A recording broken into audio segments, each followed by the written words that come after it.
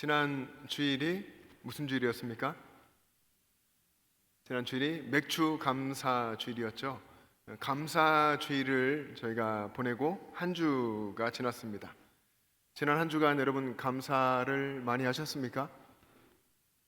감사를 마음에 품고 또 입술로 고백하며 사셨습니까? 감사합니다. 근데 우리는 참 감사를 쉽게 잃어버립니다. 아이러니하게도 가장 소중한 것이 감사인데 그 감사를 우리 삶에서 잃어버리는 것 중에 아마 제일 먼저 가장 쉽게 잃어버리는 것 같습니다. 또 더 안타까운 것은 그 감사를 잃어버렸다고 하는 것을 웬만해서는 자기 스스로 잘 감지를 못한다는 거죠. 우리는 언제 감사를 잃어버립니까? 우리들의 마음과 우리의 생각이 우리 자신에게로 향할 때, 신앙생활이 형식화돼서 신앙이 식어질 때 감사를 잃어버립니다. 오늘 주일에 여러분 안에 이 감사를 다시 한번 회복하고 하나님의 인자하심과 선하심을 다시 한번 기억하고 앞으로 계속 감사 생활을 해 가시기를 축복합니다.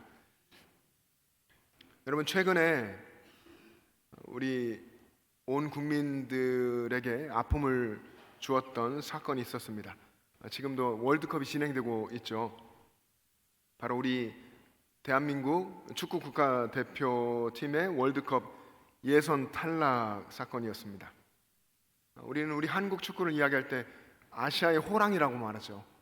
아시아의 호랑이다라고 말하면서 아시아 최고를 자부했고, 또 당연히 본선은 우리가 정말 자주 본선에 올라갔었기 때문에 본선에 올라가는 건 당연한 거다라고 믿었기 때문에 그 충격이 정말 컸습니다. 근데 더 충격적이었고 또 국민들을 더 분노하게 만든 문제가 있었는데, 그것은 선수들의 문제가 아니었죠. 선수들의 기술 문제나 체력의 문제 이런 것이 아니었고, 대한축구협회 내부에 내재된 그런 문제였습니다. 여러분, 혹시 카르텔이라는 단어를 들어보셨습니까? 아마 영화를 좋아하시는 분들, 또 대부분 많은 분들이 이런 단어 한 번쯤은 들어봤을 겁니다. 원래는 이제 이 카르텔은 단어가 경제 용어인데, 기업들이 당연히 자유 경쟁을 하잖아요. 근데 이 자유 경쟁을 피하고 시장을 독점해서 이윤을 증대시킬 목적으로 기업끼리 서로 상품의 가격 그리고 생산량을 정하는 협정을 맺는 것을 카르텔이라고 합니다. 그렇게 해서 기업이 이윤을 차지하려고 더 높이려고 하는 거죠. 기업들이 쉽게 말하면 서로 짜고서 이익을 독점하는 행위, 이런 것을 지속할 때 카르텔을 형성했다, 이렇게 이야기합니다. 이 용어가 사실 우리 삶에까지 확대돼서 쓰이죠. 우리 삶에 있는 텃세 문화, 끼리끼리의 문화, 이런 것을 지칭할 때도 이 단어를 씁니다.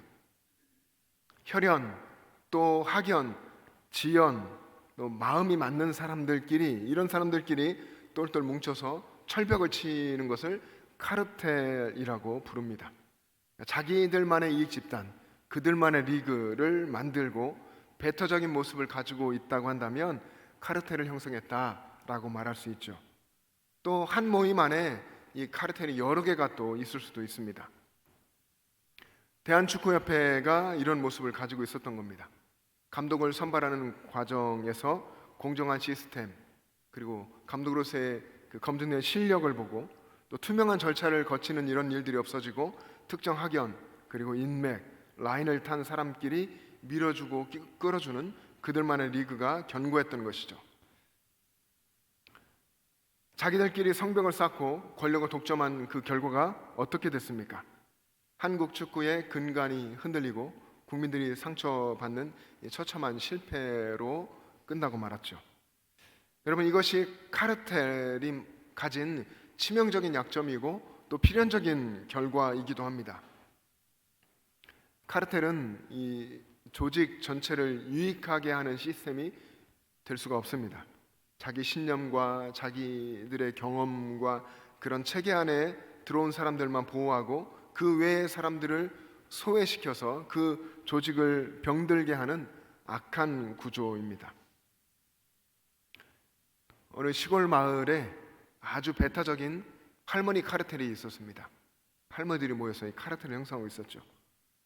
그 할머니 카르텔이 뭐 십수년, 수십 년 연세가 있으실 거니까 그렇게 계속 유지되고 있었고, 그 할머니 카르텔이 동네의 평상을 독점해 왔습니다. 이 할머니 5인방이 있었는데, 어느 날 도시에 살다가 귀농한 새내기 할머니가 조심스럽게 이 평상에 슬리퍼를 벗고 이렇게 올라왔습니다. 그때 그 할머니 카르텔의 수장 할머니가 눈길도 주지 않고 한마디를 툭 던집니다. 세댁, 거기 우리 집 보일러 들어오는 자리요, 저 끝에 가서 앉아.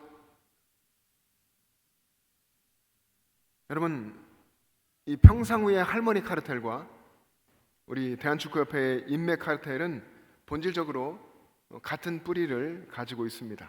카르텔이 근본적 성격이 그렇습니다. 기득권을 지키려고 하는 인간의 악하고 타락한 본성에 그 뿌리를 두고 있는 거죠. 그런데 여러분, 이 무서운 카르텔이 오늘날 교회 안에도 은밀히 들어와 있다고 한다면 여러분 어떻게 하시겠습니까? 온 국민이 지금 대한축구협회를 향해서 안타까워하고 또 손가락질하던 그 손가락질이 교회 안에서 거룩한 하나님의 백성의 공동체라고 하는 교회 안에서 끼리끼리 담을 쌓고 있는 그런 우리들을 향하고 있는 건 아닌지, 그런 생각을 하며 두려운 마음으로 돌아보아야 할 것입니다. 성경에 등장하는 어쩌면 최초 그 에덴 동산에서 쫓겨난 이후에 드러나는 대표적인 그런 카르텔이 바벨탑 사건입니다. 창세기 11장을 읽어보면 사람들이 동방으로 가다가 신할 평지를 만납니다. 그 넓은 평지를 만나고 거기서 서로 이야기를 합니다. 자, 여기에 성읍과 탑을 건설해서 그 탑 꼭대기를 하늘에 닿게 해서 우리 이름을 내고 온 지면에 흩어짐을 면하자라고 말하죠. 하나님을 떠난 인간들이 스스로를 보호하고 자기들의 힘을 과시하기 위해 택한 방법이 무엇입니까? 우리끼리 뭉치자 하는 거죠. 우리끼리 뭉치자, 우리끼리 하자, 이러는 겁니다. 하나님 없이 자기들만의 성읍과 탑을 쌓고 자기들의 이름을 내고 자기들의 이름을 높이자며 쌓았던 바벨탑이야말로 인류 역사상 가장 거대하고 견고한 죄인들의 카르텔이었습니다. 예수님이 이 땅에 오셔서 공생애를 이어가시던 그때는 어땠습니까? 당시 종교 지도자들이었던 대제사장과 바리새인과 사두개인, 그들이 연합해서 거대한 종교 카르텔을 형성했습니다. 그들은 성전에 하나님께 드리는 제사를 위해서 짐승을 매매하고 여러 가지 그런 상업 행위를 하는 거기에 개입하여 그 이권을 모두 차지했고, 자신들의 기득권을 지키기 위해서 율법이라는 이름으로 성벽을 높이 견고하게 쌓습니다. 그리고 그 성벽, 소위 카르텔 안에 들어오지 못하는 가난한 사람, 병든 사람, 세리와 죄인들을 철저하게 소외시키고 배제했습니다. 자신들의 카르텔을 유지하기 위해서라면 하나님의 아들이신 예수 그리스도조차 신성모독이라는 프레임을 씌워서 십자가에 못 박아버리는 잔악함을 보여준 것이 바로 종교 카르텔의 실체였습니다. 오늘날 교회의 모습은 어떻습니까? 교회가 교회답고 교회에 오면 하나님의 위로와 복음을 경험하게 되고 마음이 뜨거워지고 새로워져야 하는데, 교회 안에 그렇지 못한, 교회답지 못한 모습도 있습니다. 신앙생활을 오래 한 성도들끼리의 끈끈함, 너무 좋은 거지만 그것이 새가족에게는 넘을 수 없는 거대한 장벽이 됩니다. 그 끈끈함을 가지고 서로 마음을 합해서 새 가족들을 향해서 마음을 열고 나간다면 얼마나 좋겠습니까? 근데 때때로 그것이 장벽이 되면 그렇게 작용이 될 수 있습니다. 또 끼리끼리만 대화하면서 다른 이들을 향해서 텃세를 부리는 모습이 교회 안에 있을 수도 있습니다. 여러분, 이런 모습을 교회라고 할 수 없을 겁니다. 예수님이 교회에 오신다면 아마 다 내쫓고 뒤집어 엎었을 그런 강도의 소굴이겠죠. 우리는 우리 인간의 본성에서, 인간의 타락한 본성에서 나온 이 카르텔을 어떻게 깨트릴 수 있겠습니까? 인간이 본디 악하고 인간의 본디 죄인이어서 스스로 할 수가 없습니다. 하나님이 해주셔야죠.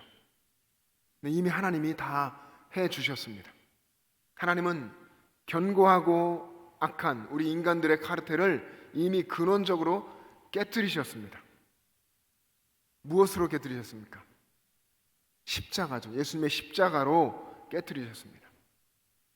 독생자 예수 그리스도를 이 땅에 보내셔서 중간에 막힌 담을 다 허시는 구속 사역을 하나님이 완성하셨습니다. 예수 그리스도께서 하늘 보좌를 버리고 이 땅에 오신 성육신 사건, 그리고 우리의 모든 죄를 대신 지시고 십자가에 죽어주신 이 대속의 사건은 인류가 만든 모든 차별 그리고 권력의 카르텔을 단번에 깨뜨린 사건입니다. 오늘 우리가 읽은 본문 중에 14절, 에베소 2장 14절 말씀을 같이 보시겠습니다. 바울은 이렇게 선포했습니다. 같이 읽습니다. 시작. 그는 우리의 화평이신지라 둘로 하나를 만드사 원수된 것 곧 중간에 막힌 담을 자기 육체로 허시고. 아멘. 그는, 예수님은, 예수 그리스도는 우리의 화평이신지라 둘로 하나를 만드사 중간에 막힌 담, 이 원수된 것을 자기 육체로 허셨다. 여러분, 세상의 카르텔은 자꾸만 분리하고 나누는 것이죠. 강한 자, 소위 강한 자, 가진 자들, 의롭다 생각하는 자들끼리만 모이려고 합니다. 그러나 예수님의 십자가 대속의 은혜는 정반대이죠.